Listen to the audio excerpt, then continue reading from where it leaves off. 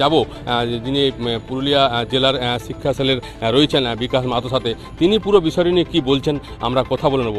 বিকাশবাবু, আপনি জানেন যে মাধ্যমিক পরীক্ষা ফলাফল রয়েছে, সকাল থেকে তো ব্যস্ত রয়েছে, কিন্তু এবারে কোথাও যেন একটা আক্ষেপ হচ্ছে না মেধা তালিকায় জেলায় কোনো স্কুলের নাম, জেলা স্কুল কিন্তু গতবার দ্বিতীয় হয়েছিল। এটা একদমই ঠিক। তার কারণ হচ্ছে যে প্রথম দোষে দেখলাম 66 জনের মতো নাম দিয়েছে, সেখানে আমাদের পুরুলিয়া জেলার একজনও নেই। তো সেটা একজন শিক্ষক হিসেবে বা এই শিক্ষা জগতের সঙ্গে জড়িত হিসাবে সেটা একটা খারাপ লাগার জায়গা থাকছেই। যদিও অল্প 2 নাম্বারের জন্য ফসকে গেছে, কিন্তু আলটিমেটলি মেধা তালিকায় থাকাটা থাকায়, না থাকাটা না থাকায়, সেটা একটা খারাপ লাগে। হয়তো প্রথম 10-এর মধ্যে খুব বেশি না হলেও 1-2জনও যদি থাকতো, একজনও যদি থাকতো। গতবার আমরা দেখি জেলা স্কুল দ্বিতীয় স্থানে ছিল, রাজ্যে দ্বিতীয় স্থান নিয়েছিল, সেক্ষেত্রে এবারও তো নেই। হ্যাঁ, একদমই। আমরা যে ক্যাম্পাসে আমরা দাঁড়িয়ে আছি, আপনারা ইন্টারভিউটা করছেন, যেমন এখানে যে রেজাল্টটা দেওয়া হচ্ছে 2024-এ এখানে মেধা তালিকায় প্রথম 10-এর মধ্যে ছিল।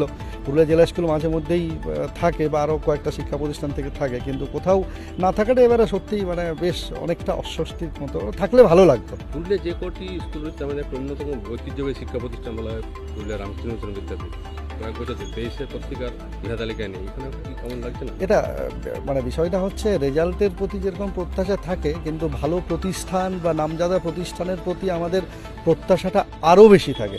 তো সেখান থেকে যখন মেধা তালিকায় না থাকা, এবং যেটা বলছেন যে বিগত লাস্ট 2-3 বছর ধরে নেই, তো সেটা মানে পুরুলিয়া শুধু নয়, পশ্চিমবঙ্গের মধ্যে অন্যতম সুপ্রসিদ্ধ, সুপরিচিত এবং অবশ্যই নামকরা শিক্ষা প্রতিষ্ঠান পুরুলিয়া রামকৃষ্ণ মিশন, এবং পশ্চিমবঙ্গের সমস্ত প্রান্তের ছেলেমেয়েরা পড়ে। এমনকি আপনি দেখেছেন এর আগে বিহারের বাসিন্দা ওখান থেকে র্যাঙ্ক করেছে। তো ওয়েস্ট বেঙ্গলের বাইরে থেকেও পড়তে আসে পুরুলিয়া রামকৃষ্ণ মিশনে। তো সেই পুরুলিয়া রামকৃষ্ণ মিশনে মেধা তালিকায় না থাকাটা আমাদেরও অনেকটা মানে ঠিক মেনে নেওয়া যাচ্ছে না। থাকলে ভালো হতো, তার কারণ জেলার একটা ভালো শিক্ষা প্রতিষ্ঠান পুরুলিয়া রামকৃষ্ণ মিশন অবশ্যই থাকলে ভালো হতো। বিরোধীরা তো বলছে যে কোথাও যেন বঞ্চনা করা হচ্ছে বা পাইয়ে দেওয়া হচ্ছে না, নাম্বার হচ্ছে কোথাও কিছু করছে।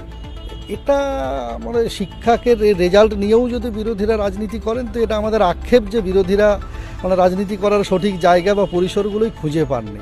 কোনো এত জায়গায় রেজাল্ট হচ্ছে, হয়তো 2 নম্বরের জন্য পায়নি, কিন্তু সেটার জন্য যে রাজনীতি করা, এটা আজকের দিনে তাদের উদ্দেশ্যে ছেড়েই দিলাম, এই কথা না বলাই ভালো। কিন্তু কোথাও কি মনে হচ্ছে যে জেলা কোনো স্কুল থাকলে মেধা তালিকা এক থেকে ভালো লাগতো, আক্ষেপ হচ্ছে কিনা? হ্যাঁ, একদম আক্ষেপ হচ্ছে। ডেফিনেটলি আপনার কথায় সম্পূর্ণ সহমত আমি। কেন, গোটা শিক্ষকবাসী শুধু নয়, জেলাবাসীও সবাই এই মেধা তালিকায় থাকলে আমরা খুশি হতাম, অবশ্যই খুশি হতাম।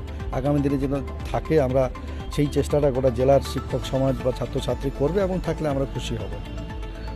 আমরা কথা বললাম শিক্ষক তথা শাসক দলের সাথে যুক্ত রয়েছে